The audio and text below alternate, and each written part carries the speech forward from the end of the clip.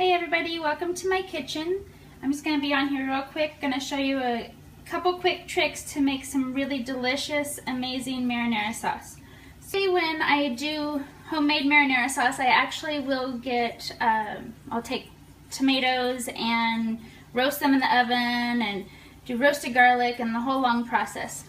But what I'm going to do is a quick, easy version.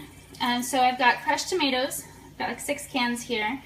And then I've got some chopped up minced garlic.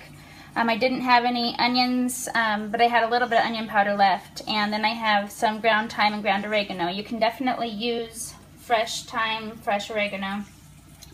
But being on a budget, I can make this last a little bit longer than just one meal. So I have those at the moment until hopefully maybe I can get the garden going and have some fresh herbs. I have olive oil, and so it's a little dark. Olive oil and a little bit of the chopped garlic.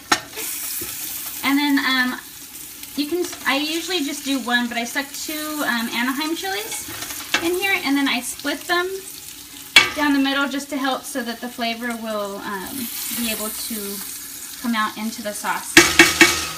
So by sauteing the garlic, getting a little bit kind of caramelized in there, and adding the Anaheim chilies, and then I just add a little bit of herbs to taste, and then I'm going to chop up some fresh basil and some fresh parsley, and I will add that to the sauce. And then I'm going to add some wine. These actually, I'm going to probably add both of those bottles. They're both decent. The white one was a Chardonnay, and the Cab Franc. The Cab Franc was okay, but I would rather drink better wine, and it will lend itself, actually flavor-wise, will go really well in the spaghetti sauce. So since that has now wine and sauce is amazing, yes. So the garlic is nicely browned down there, and I don't want it to burn, so I'm going to go ahead and start adding tomato sauce.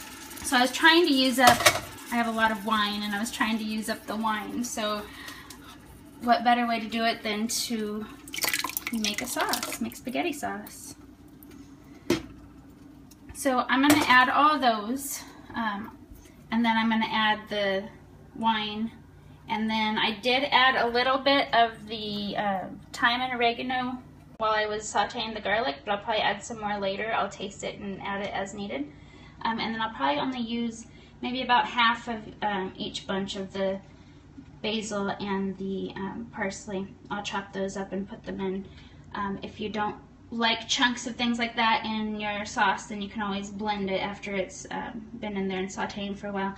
And then once it'll come to a boil, and I'll let it cook for probably at least an hour, just so it can kind of really like get the flavor in. But I've cooked it for a few hours before, just to let it kind of slowly seep in all the flavors, and then you can pull the chilies out, let the sauce cool, and then package it in containers and freeze it.